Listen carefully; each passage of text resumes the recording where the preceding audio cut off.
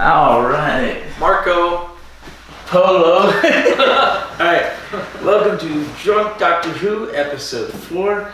And this is the 4th serial of Doctor Who, Marco Polo. Anyway.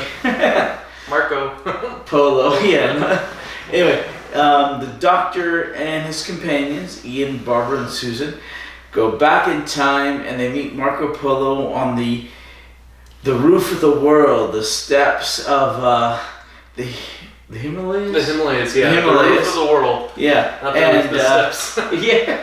The roof of the world, the Himalayas. Yep. And they go with him and he captures the TARDIS and he captures them and he takes them all the way to Beijing, or Peking back then. We call it Beijing now. And anyway, wonderful serial. Our first reconstruction, because the serial was wiped in the late 70s, early 80s during the great wiping of Doctor Who. And unfortunately, it's just a reconstruction by loose cannon, but it's still awesome. The sets are awesome. The costumes are awesome. It's just amazing. Anyway, it ran 7 episodes from the 22nd of February 1964 to the 4th of April 1964.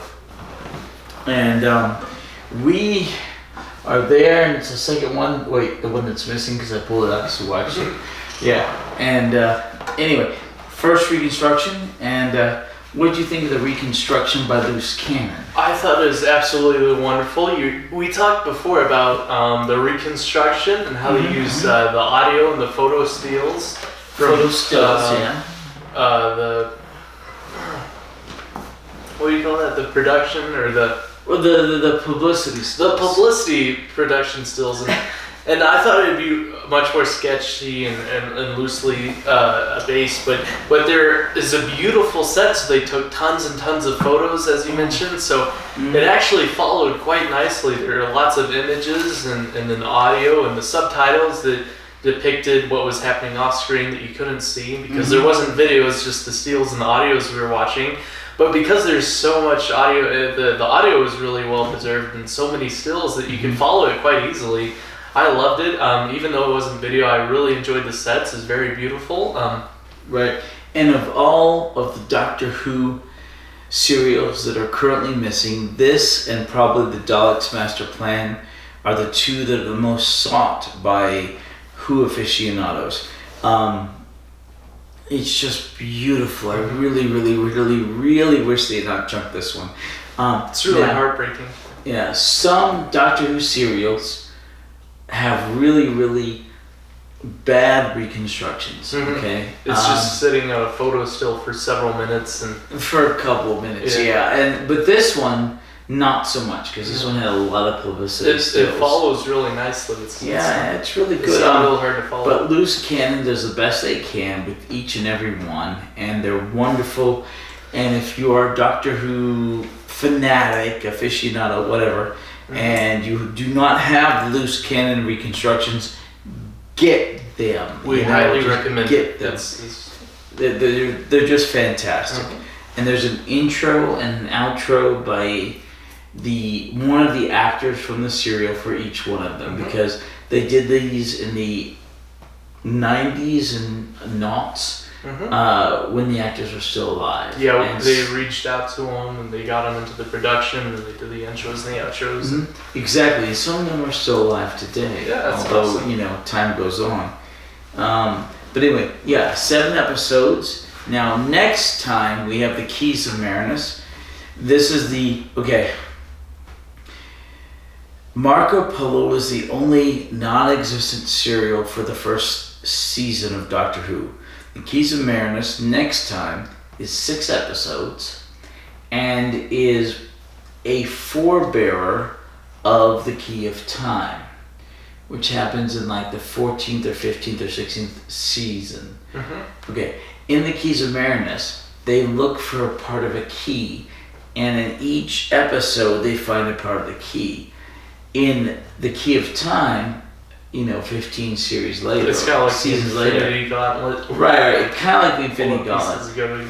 But there, they use a series or a serial to find each part of the key. So it takes the entire season. Wow. The 6 parts of it, yeah. That's intense. Whereas the Keys of Marinus, they do it every episode. Here they do it every later on they do it every serial.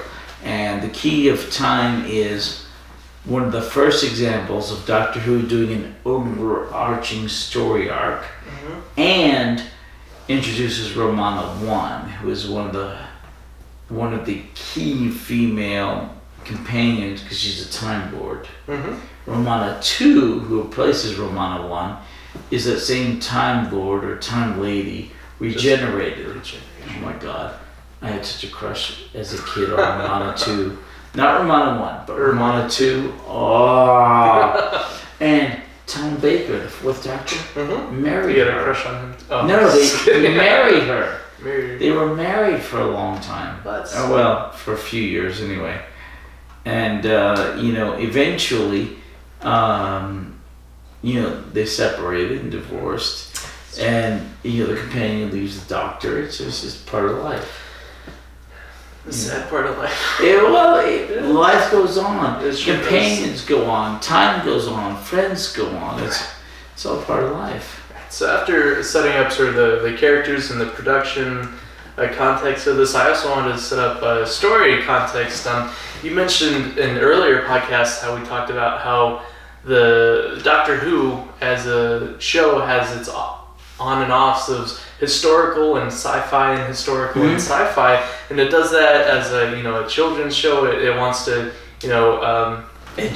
educate the viewers, and that way it gains the respect of the parents, and they let their children watch the show because it's educational, arguably. So this is one of the serials that is educational.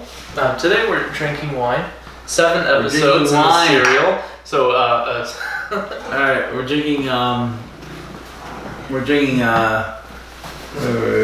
Paisano, Carlo Rossi Paisano wine.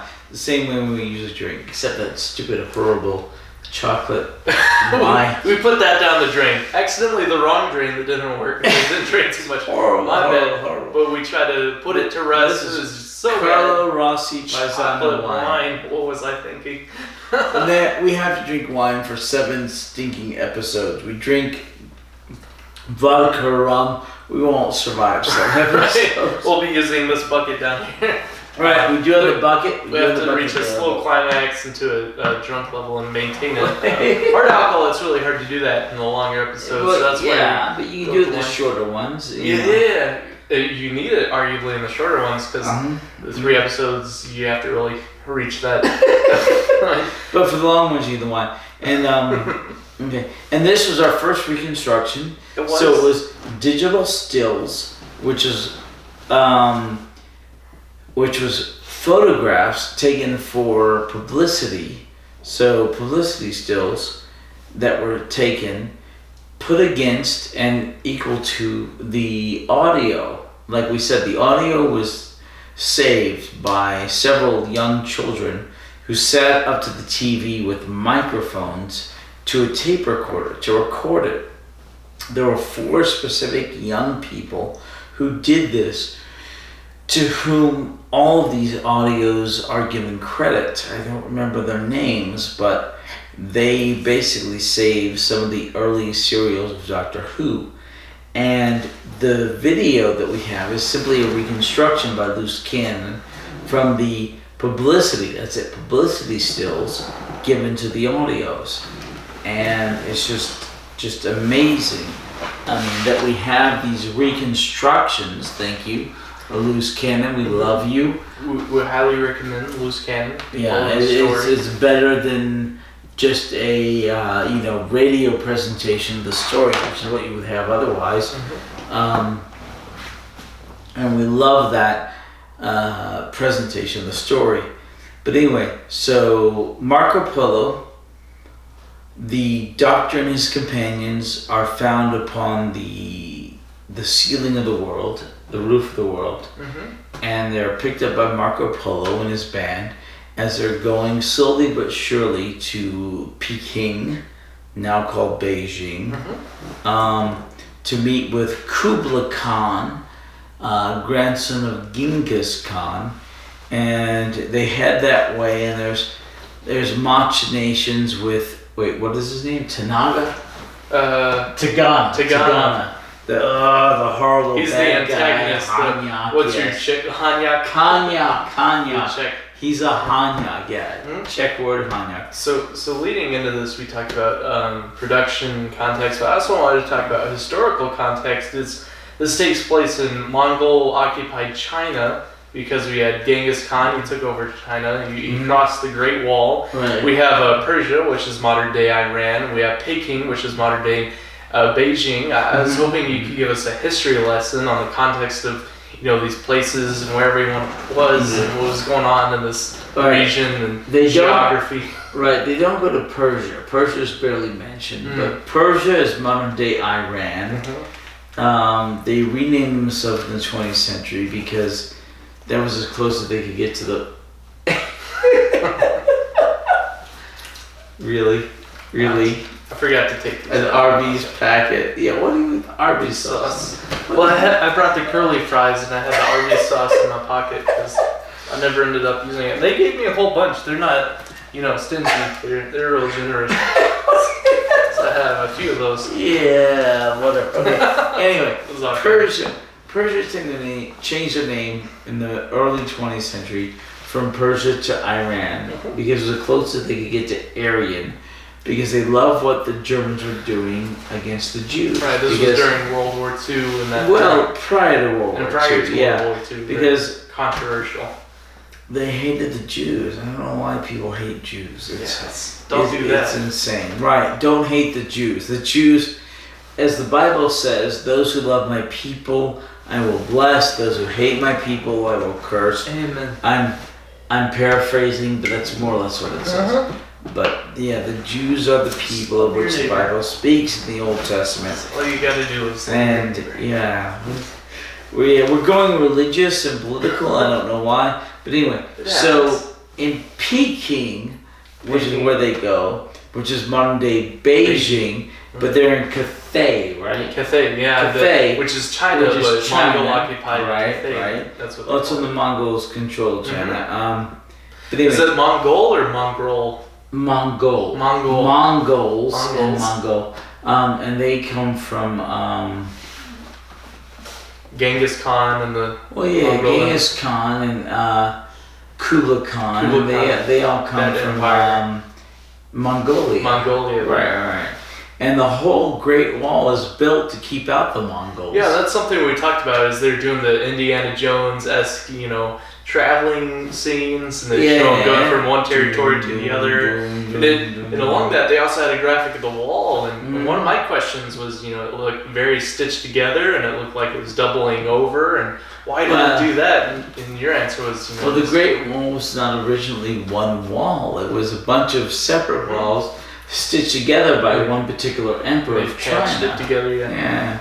And like I told you, I used to live in China, and I have one of those silk suits that I bought literally in the Forbidden City in Beijing. Very beautiful. Yeah. Well, you haven't seen it. I haven't seen it, but the set was very beautiful, and the culture is very beautiful. It's all very, very beautiful. And this emperor, he's getting threats from Mongolia, and they want to invade. And he stitched this wall together, which unfortunately only served as a challenge to the Mongolian Empire. And the Mongols bribed a particular official to let them in through the wall. Yeah, that's how they got in. All I know is from the Disney movie Mulan. And I haven't seen that.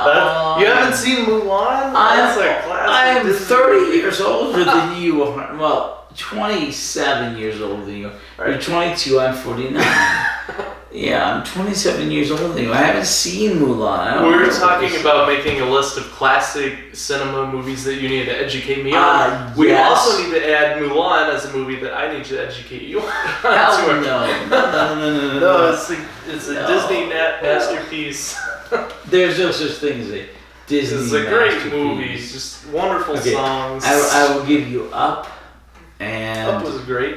They're all great. Ratatouille. Mm-hmm. Yes. And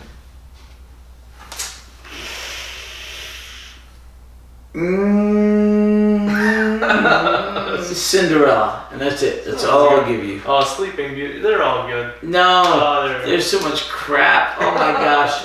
They went back and said, "Oh, Sleeping Beauty. Oh yes, we have Maleficent.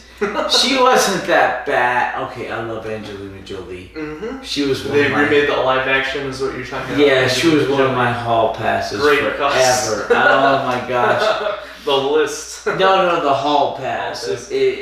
There's If it no happens, way. it happens. There's no way in the So world I bad. could get Angelina Jolie and me together. But if it happened, it If was it my hall happens, pass. it's hall pass. But the whole point was that the bad guy in Sleeping Beauty was suddenly a good guy, and she's the one who saved the princess rather than the And then prince. And it was, Maleficent was also, yeah, that's what I'm saying. misunderstood. It's crap. It's It just is the such story crap. from a different. I The saw it in the cartoon was so good. I saw it in the theater. I almost went, no! Why? Yeah, I almost yelled in the theater. It was bad. Oh my gosh, it was All right. crap. But anyway, Let's sidetrack. but anyway, in 1999, I lived in China, and I taught English in China, in Wuhan, and I learned a little bit of the language, and I experienced life there, and I lived there for 5 months exactly, and it was interesting. It was fun. It was a life experience, you know. Yeah. Yeah, Crashing and cultures. yeah, It's good times and bad times. yeah, exactly. And there was one McDonald's in all of One Wuhan. A city of 9 million people. There was one McDonald's, and my practice wife and I would have to travel an hour and a half to get to that McDonald's. No, what do you mean when you say practice wife? What is that? Well, I have my wife. Like your work wife? No, my practice wife. The mulligan. Everyone gets a mulligan. Oh, okay. She's my first wife. Oh, okay. I'm on my second Sorry. marriage. I see what she's saying. Second marriage. My practice wife, she and I did stuff, and we went to China because she wanted to go to China. I didn't want to go to China. She wanted to go to China, and we experienced China. But For 5 she months. she had the romanticization of the old China. You know, that which you can only experience currently, I guess, in Taiwan. The island of Formosa, which is currently the country of Taiwan. But she didn't know about that. But anyway, so we went to China to teach English, and we taught English based off my degree because she didn't have a degree, but they accepted her because I had a degree. And it was an experience, but it was what it was, and we had to travel an hour and a half by bus to go to the only McDonald's in town. We did it about once every week or two. And we'd be in the McDonald's and we'd see a child like cleaning apples in the restroom with the dry your hands dryer. He'd be cleaning apples with the dry your hands dryer. Why would he do that? Well, because it's the only place you could do it. It was just, yeah. He would bring apples into McDonald's and he'd clean them with a dryer because it's the only place you could clean them. I mean, okay. We lived in China for 5 months. And in those 5 months, we saw a clear sky for maybe 2 days. Wow. When we got to the United States, to Los Angeles, coming back, we were amazed at the clean blue skies in Los Angeles. Because of the pollution and the industrial In China. Yeah. It was just insane. It was amazing. I mean, I've never had to see a chicken killed before until I lived in China. And Then you're in the market and they just lop the head off yeah, right you there go in out front with of that you. chicken, Here you go. they kill it, I want that one. they It's chop the like head off, you take it home, you drain the blood out of the chicken, and then you cook it, and you have to Works pluck hard, it and yeah, everything, yeah. They just give you a product and you Yeah. do all the work. And America is much different. Oh my God. People who have traveled the world, okay, They know how it really is. America is wonderful. America is great. Texas especially is wonderful and is great. Amen. I've traveled the world and the world sucks. Okay, portions of the world are fantastic. You see the Louvre, you see the Museum d'Orsay, you see, the Kremlin, you see the Temple di Sigillia La Familia. You see certain portions of the world and they're wonderful. But overall, come back to America. America is great. The rest of the world sucks. Oh my gosh. It's wonderful to travel, but it's so wonderful to come home. Amen. It reminds you of how amazing this country, especially the state, is, Sorry. Say that. So we talked about the production context of during the Reconstruction, how that all went through, and then we had your thoughts on the historical context of where they were back in time with Marco Polo and how that relates into modern day Asia and everything. But also I wanted to talk a little bit about the canon of the Reconstruction. So we have all these scrapped episodes, and they trashed all these episodes, which is just a heartbreak because they this is when Doctor Who as a show really started getting traction, and and a larger viewing audience, and they had a larger budget to expand upon the costumes, especially as well as the sets and everything. And it was a beautiful set during the Marco Polo serial, and they had these green screens, but they also had like the snow and the sets. But most importantly, they had just an amazing wardrobe with no green screens. There were no screens. Oh, no green screens. Oh, my bad. None of that was green screens. Wow. So did they travel to location to film these things? No, they made like backdrops. They hand painted the backdrops. Yeah. And they did that so that it looked as if the backdrop was Mount Sinai or whatever. But it was all hand done. There was no green screens back then.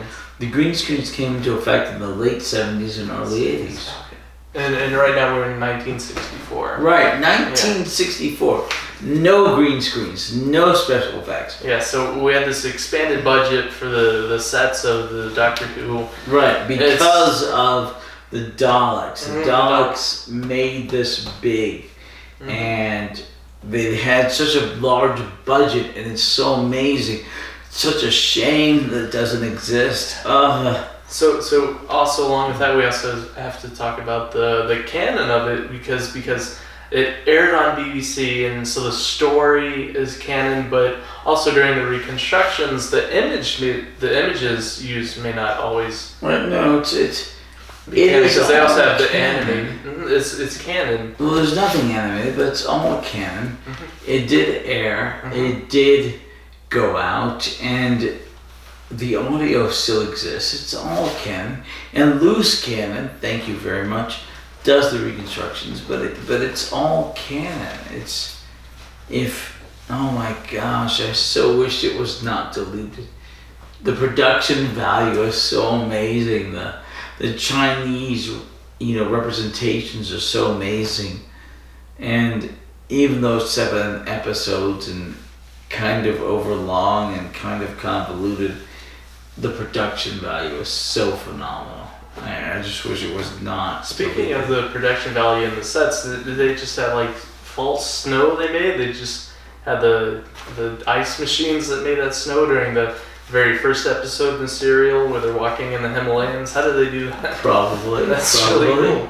Well, no, anytime you do the snow, usually in the United Kingdom, unless you're filming in, the winter months, you're going to have to do that. And this came out 1964. Well, February 22nd. It's possible it could be real, but logically it was filmed inside a particular studio. Sets in the studio with the styrofoam. So it would have been there. It would have been reconstruction. Also, during the sets and the promotional stills we saw our very first colorized, or not colorized, but the very first pictures of color of the Doctor and his companions. That's really cool. Because up until this point, it's all in black and white. True, we do see... Ooh. Hiccups. Wine, yeah. That gets you. There you go. We do see digital photos of the Doctor and his companions, which are in color. Yeah, this is a cool experience. For the first time, we saw the colorized, the color stills. Mm-hmm. Well, promotional photos. Promotional photos that were colored because the actual filming was still in black and white. Right. Yeah. Because of monetary or budgetary restrictions. But the promotional photos, would be in color sometimes, and that's fine. And it's all because the Daleks did so well that by this time they had a real budget, Mm-hmm. Yeah. Speaking of the production, we also have the theme song of Doctor Who, and it's so iconic. And I was also wondering, I had a question, does that ever change? And you said, well, kind of, sort of, they have remixes as it goes along. How's the theme song evolve? The theme song for Doctor Who, da-na-na-na, da-na-na-na-na. Anyway, yeah, it more or less stays the same, but it changes in various remixes over the years. In fact, in the late 70s, early 80s was kind of a disco remix of it in the early 80s. This is the 1970s and the disco. Yeah, disco. Well, in the early 80s, say with Peter Davison. There, Peter Davison. There's sort of a disco remix version of it. It's not good, but it is what it is, I'm not a fan of the disco. Well, when I was a kid, I was kind of a fan of disco. I was born in '68. When disco hit, I was 9, 10, 11. I was kind of a fan of it at the time. But I'm that much older than you are. But I'll be 50 in September. But anyway, so there was the disco version, and there are various other versions. Now we see the theme for it, right? Mm-hmm. Yeah. Okay. The balls. Starting with the second Doctor, start putting the Doctor's face in there. So you see the theme, and there's the Doctor's face.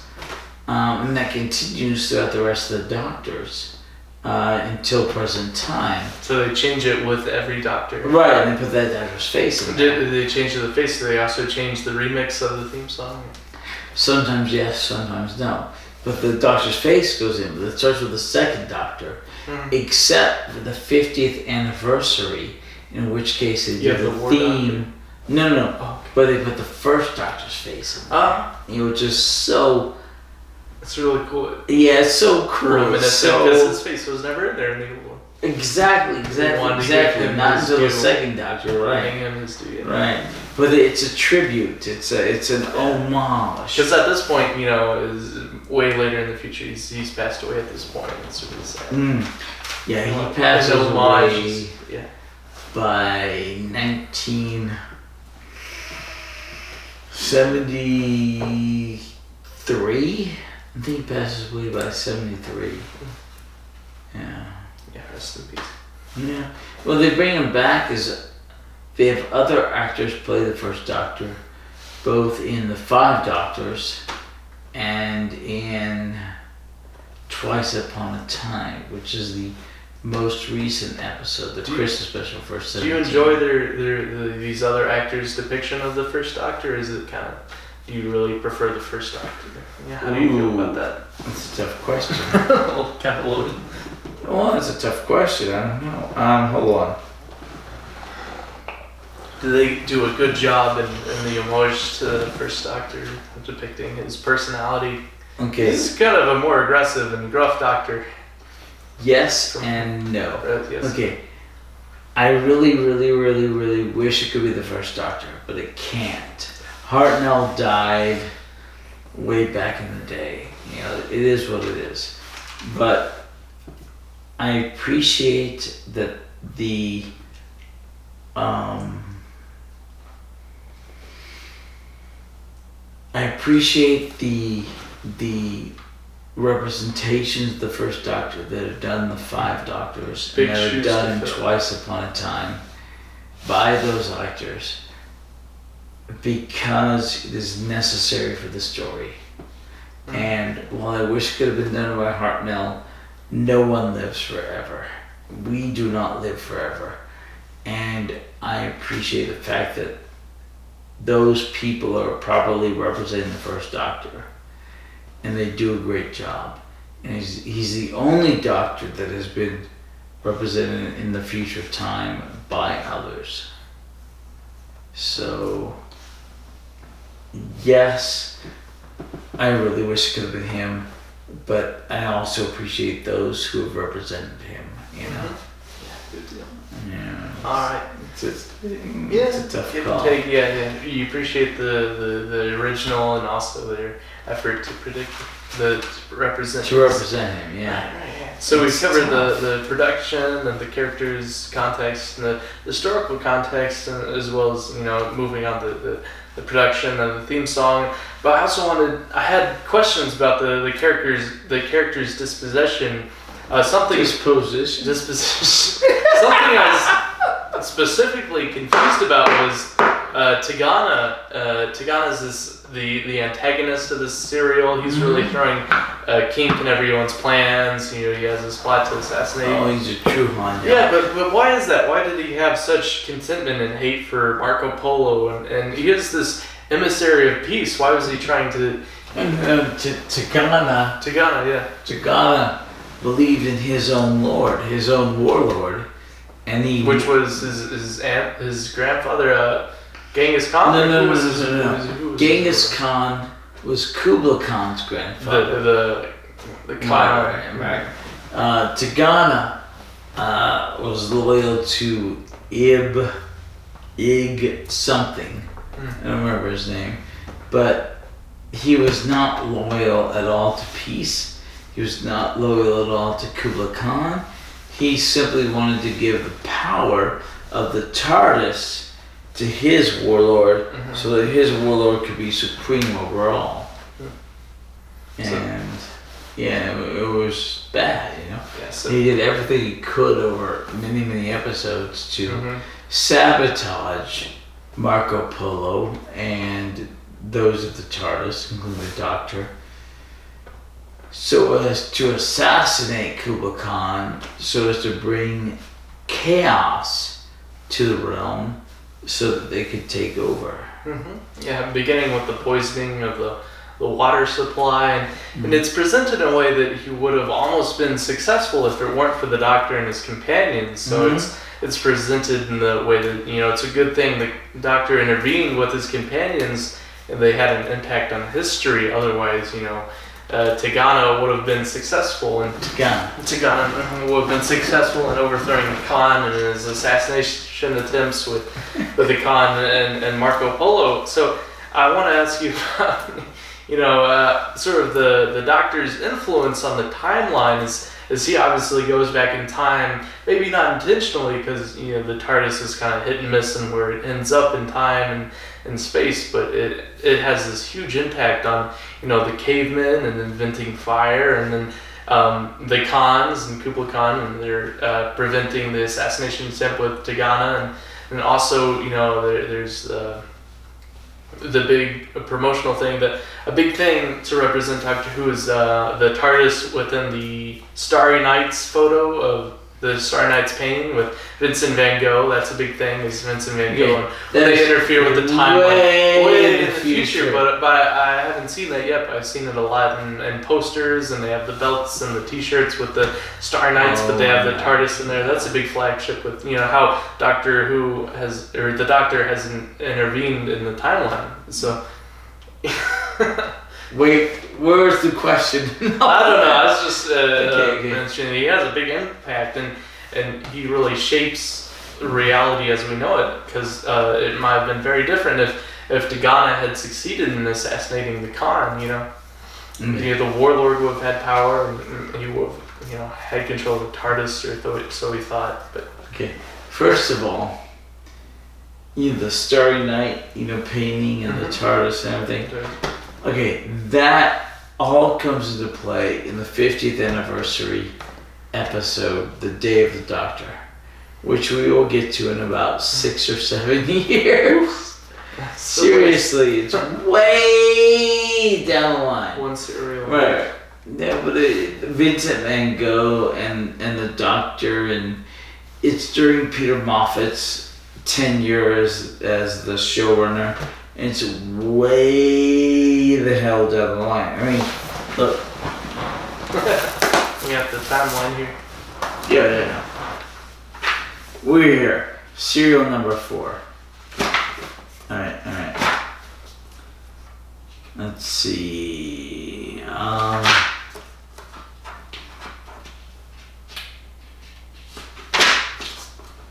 Dave the Doctor.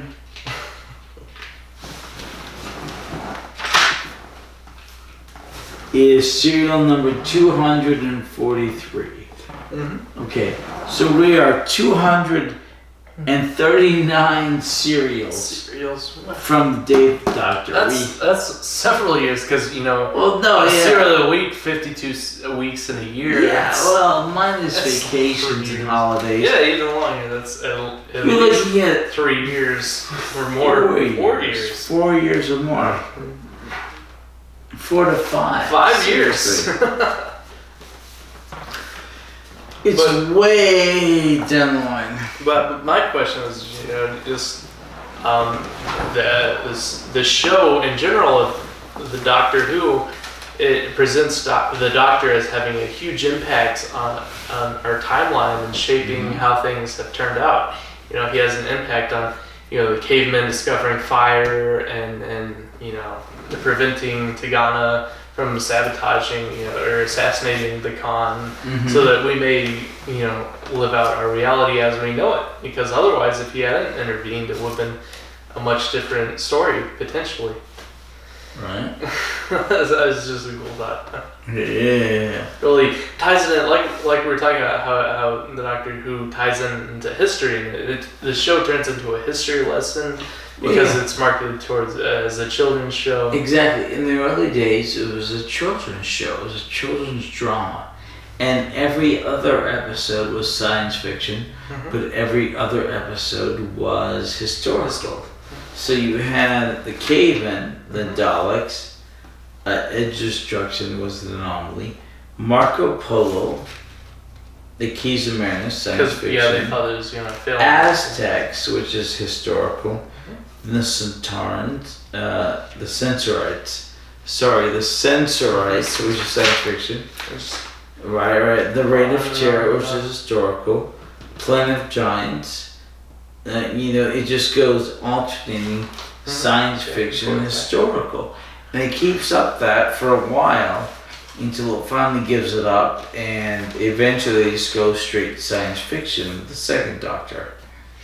But I mean, that was the way it was. It was a children's show, and they wanted to teach them history, and eventually they just give it up, and they give up being a children's show eventually during the 4th Doctor's reign, because it gets too violent for children and becomes a family show. It's a parental guidance. Well, yeah, it's when during the Deadly Assassin, someone attempts to choke the Doctor to death in the water when he has no companion. Well, yeah, that'll happen there. Yeah. Good deal. Yeah. So as time goes on, we see the show evolve from a children's show to family show. It gets more graphic and theme. Kind of like the Harry Potter series, as an example. It sort of grew up with the audience as marketed as children. As the initial audience grew up, they had to market it towards the older audience. They grew up with the series. Same with perhaps maybe Doctor Who. At first, it was marketed towards them. As they grew up, it grew and matured into a more mature theme, and as the audience grew more mature. That's an apt analogy. It's very cool. That's viable, yes. Yeah, I mean, it just happens over time, Yeah. And Harry Potter grows up and they start killing off characters. And It grows from a children's movie is fantastical and wizardly, and it becomes vastly more mature as characters die and there's sexual content, adult content. Well, they never violence. really bring in sex. Well, they had They bring kids in, making out in the love. chariots. Yeah, but not sex. Not sex per se, but it becomes more mature. Exactly. But that's an apt analogy. Doctor Who to Harry Potter. They grew up with the viewers to a certain extent. Both British, Yeah. But also with the Disney movies, you have Toy Story. You talked about a couple of podcasts ago, I think, as Toy Story 1, Toy Story 2, Toy Story 3, they had to figure out who their audiences were. The children audience, or was it more of a family movie that did include the adult jokes that went with the children's head, but also doing it made the movies more enjoyable for the parents that took their children to the movies. Well, this is kind of just figuring out things. No, I'm thinking about that. It's like, I like Toy Story. I like the Toy Story movies. But I don't know if it can be directly correlated to Doctor Who. Right, yeah, this is a hard comparison, but they say things like, nice ascot. And to adults, it's like, oh, that's a naughty joke. But to children, it just goes over the head and they don't know what it means. So it keeps the parents entertained at the same time. It's keeping the children entertained. So it's a family movie and they can go and see it at the same time. Cheers. Cheers to Doctor Who. Doctor Who. Marco Polo. Arco. Polo. Well, how much you drinking? Yeah. Alright, so let's just start half cup. What else do we have? So my next question was I wanted to talk about the sporting actors. I had a question which you told me to write down, specifically concerning the guy with the monkey. He shows up and he poses as a caravan. He steals the money from Susan and this guy Cujoles, or he's played by Tet Leno. And I asked if these throwaway actors, the supporting characters, ever make an appearance later on, maybe playing the same characters or playing different characters, if they ever use actors. In Doctor Who, several actors show up repeatedly over and over and over and over again. Sometimes it's the same character, sometimes it's different characters. But the joke is that Britain, the United Kingdom, only has like 12 actors. Because America stole all the No, this is back in the 60s, for Harry Potter and Superman. Back in the 60s, 70s. They only have so many actors, so they reuse them for everything over and over and over again. So there are some actors and actresses who show up repeatedly. This guy, the guy with the monkey, shows up again in Doctor Who. Cujo's the guy with the monkey. There's a guy who you said it was a real monkey they used on the set, which just goes to show the expansion of the budget on the sets. They're using things like live animals. That's cool. And there's an actor who shows up. He shows up during the second Doctor serial. Oh my gosh! Pardon me for a second. No, this go is spelunking into the. Yeah, this is important. He shows up during.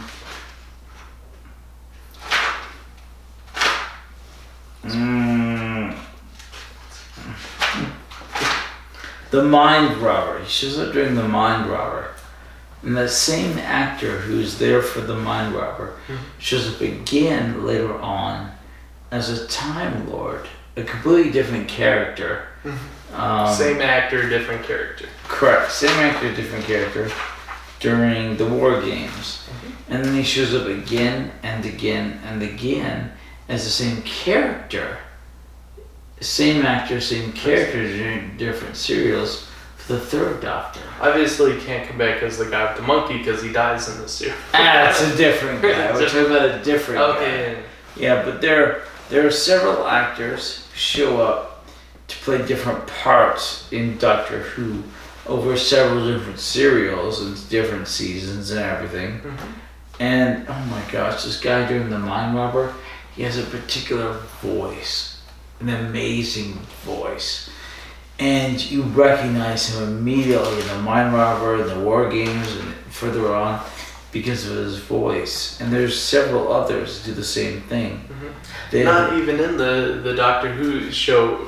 We're talking about, we watched that other movie which had the actor that played the Doctor, but we watched it in the musical because, like you're saying, British actors, they just use them over and over again. What the hell are you talking about? Last week, after we finished our podcast, we watched a movie because you're educating me on the musical of the Romans. Okay, you're talking about a fun thing happened on the way to the forum. Your favorite Doctor. Right? No. Not your favorite. Not my favorite. But Pertwee is a fun thing happened on the way to the forum. Yeah. He's the third Doctor, the Gentleman's Doctor. The Gentleman's Doctor. And my favorite Doctor is the fourth Doctor. With the curly hair. Yes. Right up there. There. Bottom left. Bottom right. With the scarf. That's Tom Baker. He's my favorite Doctor. Pertwee is the one right above him. Right above him. Yes. He's the one that shows up. He gets much older from the movie that we watched. Yeah. He's the one that shows up in a fun thing happened on the way to the forum. He is... Was that the name of the movie we watched? The music? Yes. A funny thing happened on the way to the forum. Something for everyone. A comedy tonight. Right, exactly. And he's in that. And it was fun. It's a great movie. It's 1968, the year I was born, Good year. Apparently. Good times. And he's in that movie, yeah. But he's just, he was the Doctor in the early 70s. Yeah. And then Tom Baker, the Doctor for the late 70s and into the early 80s. Yeah. And then with the Doctor Who, you have these supporting characters coming back as, reprising roles as sometimes the same character, other times same actor, different character. And then the one guy with a very distinct voice, you recognize his great voice. Right, that's what I'm talking about. Yeah. He's amazing. I love that actor. I don't remember his name. I can look it up. But he's fantastic. I'm sure we'll talk about it when he shows up again. When we get there, yeah. We'll get there. Into the Mind Robber. Eventually. The Mind Robber. How far is that from now? Some serials. Oh, let's see. We're only on the fourth serial. Yeah, we have so much ground to cover. And I feel like we're just covering ground that we're going to cover again. Spoilers. We're talking about things to happen. Things that happen. But they're going to be covered again and again. Let's see. The Mind Robber. That's the 45th serial. You're looking at 41 serials from now. So about it. Less than a year. Well, maybe about a year, given vacation time and yeah. Thanks, Ken. Yeah, but it's all good. But no, okay. This is like I said, the only, and the first series, the first season, non-existing episode.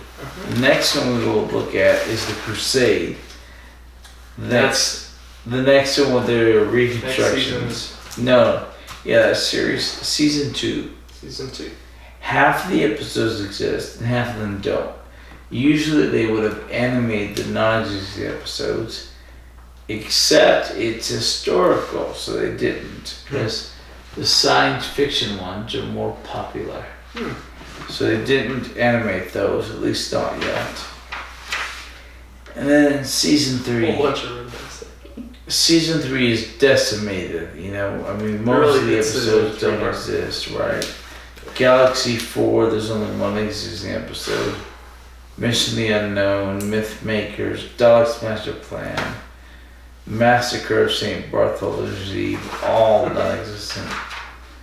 And then Celestial Toymaker, three of the four episodes don't exist. The Savages, all 4 episodes don't exist. So some of them made it through the deletions. The deletions, yeah. Yeah, it really sucks. Filtration. Some of them escaped. Alrighty, well we've covered all of my questions. Wait. What did you think of Marco Polo? Marco Polo is a really great representation of this historical figure, but also in a science fictional thing. It presented him as this guy who's very open-minded, because here's this guy, very intellectual. He traveled across the lands.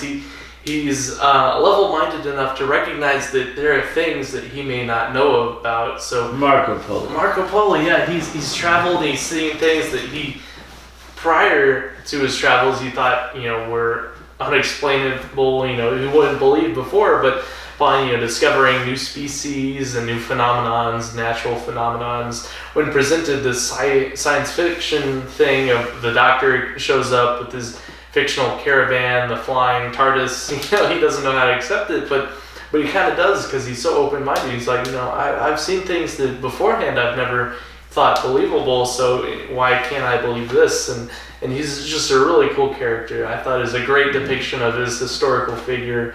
Very cool. Acted very well, whoever played his character. It was great. It was great. I thoroughly enjoyed the characters, not only, the Doctor and Susan and Barbara, Avery Chesterton, as well as the supporting actors, these new characters. Tagana, he did a great role as presenting the protagonist. Very frustrating, as though he sort of got in and grinded some gears and threw some kinks into the whole plot.